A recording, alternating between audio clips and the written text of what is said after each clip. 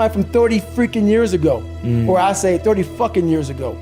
You know, there's so much stuff going on right now in the world. People are trying to evolve. Let them evolve. Yes. Let them evolve. Don't bring them back don't bring them back where they came from. Don't bring, if someone wants to get better, don't bring them back to where you knew them when they were a piece of shit. Let them fly.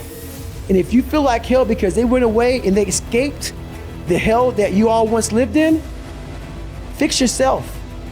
Fix yourself. Don't hold them accountable because they got away. Don't constantly remind them that they were once here. Fix yourself. Because a lot of people feel like crap once people start to leave their little nest, like if you're an alcoholic and this guy says, I'm gonna stop drinking. You wanna bring him right back in. No, look at yourself in the mirror and say, wow, this guy's doing better. Take that feeling of feeling like shit and do something about it. Change your own life. It makes us feel like shit. It's a constant reminder of where we're at in life.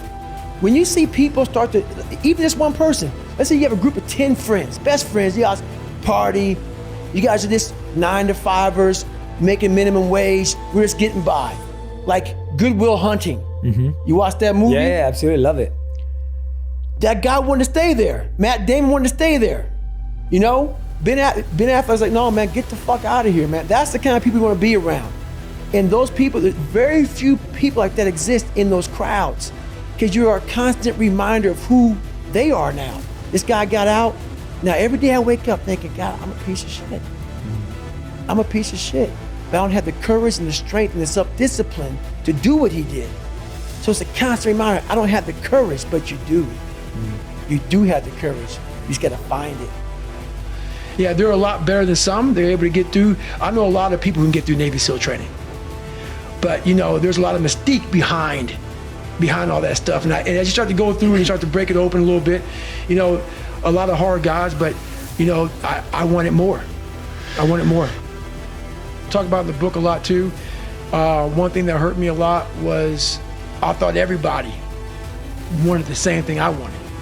And everybody wants the same thing you fucking want. Everybody wants to get up at 4 o'clock in the morning and beat themselves and find more about themselves and shit like that. And I thought the SEALs did. Most people don't. And I thought the SEALs did. I thought that's what, you know, because every book you read, that's what everybody does. So I was hook, line, and sinker. So that mentality that I had, it kind of put a bad taste in my mouth, you know, once I realized that not everybody was like this in the community. And I was like, you know what, man? So then I started having chips on my shoulder. I had my own little thing I was doing with a couple guys, working out on my own, doing my own little thing. And when you start doing that stuff and you start to drive yourself away from people, you know, and I was already different as it was. You know, even if I didn't do that, I already came in being very different. Like I tell people, I was a part of the Navy SEAL teams. I wasn't part of the brotherhood. Right. And You're so, not going out and partying. I'm not going out. No, that's not me. That's never been me though.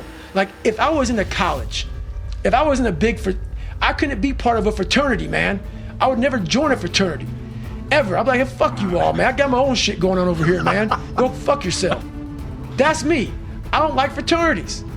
So just me, when you join the SEAL teams, you're joining a big fraternity. So I was already asked out. So then when you're asked out, not wanting to hang out, I wasn't a dick. I do my own shit. That's me. So I grew up wanting friends at a young age, and once you get self-esteem and shit, you know who you are, I was comfortable. You're not liking me, but not hanging out. And then you take it to another step further with this being hard mentality of if you guys aren't doing what I'm doing, you guys aren't shit. So I did a lot of things that pushed people the wrong way, that rubbed people the wrong way. So think about it, when I say suffering, people cringe. People, that's the one word, whenever I post about it, people cringe. It's not about suffering how people may look at suffering. Like you have to just go to a place that just every day of your life is suffering. You have to tap into suffering every day of your life because we have so much scarring that we have to clean up. You have to look at suffering as almost like I look at failure. To succeed, you must fail. In failure and in suffering, all the answers are in there. All the answers to all the test questions. The test is your life. All the answers are in there. You don't have to live in suffering and pain and failure all the time. You have to learn, I need to visit it. Like people hate working out. You're only gonna visit working out maybe an hour a day. 23 other hours of the day, you're not in it. But how you become in shape is you must visit suffering, visit working out 1 hour a day. Visit suffering 1 hour a day. Visit your past failures 1 hour a day. The relationship with it is the answers are in there. They are in there. Within the suffering, go in there, and I call it the live autopsy. The live autopsy. How you find out someone died? They crack you open after you're dead. How you can live is do it while you're alive. Go back in your brain, crack it open while you're alive. Don't wait until you're fucking dead to figure out why you died. Do it while you are living. Go in there, go into the suffering, go into the pain of your life and say, why did this suck for me so bad? Why am I afraid of all this stuff? Why have I shut down the whole world? I guarantee I'll tell you why you shut down the whole world. It's in these nooks of the suffering within your brain, in the scarring, are all the answers to why you are on the couch feeling sorry for yourself. They lie within the scars. Visit them for at least an hour a day, study them, and then you'll find out more about yourself. You will then grow. So don't look at it as every day I suffer. Go into it an hour a day. Learn from yourself, learn from life, learn from your failures, learn from your insecurities, learn from your self-doubt. Don't just say, I'm afraid to jump off an airplane. Take some of them coming. What makes you afraid of it? Study it. That's why I studied my mind. Why I became so powerful in the mind, because I realized I was weak. So instead of running away from the mind, I dove into it and said, what is making me weak? Oh, this makes sense. I came from hell. I came from a place that beat me down to nothing, which is why I'm afraid. All this makes sense. So systematically, one by one, I went back and met every single person in my mind, every situation. I went one-on-one with them again in my mind and said, okay, let's now revisit this. Look, man, it is really simple, okay? And this is the hardest part for people to understand. Your friends that you think are your homies right now are gonna be the people that are likely gonna pull you off course, okay? And you know why? Because they're not on the same path that you're on.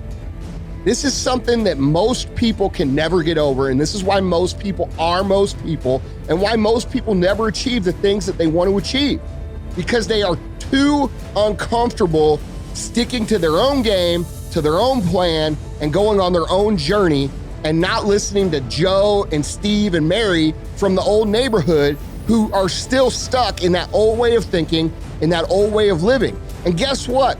That's not me judging them. There's nothing wrong with that. They're content. They're probably happy, okay? Just because they don't want to go make $1 billion or lose 100 pounds or create this awesome, fulfilling existence that, by the way, is worth all the effort to do, just because they don't want to do that doesn't mean there's something wrong with them.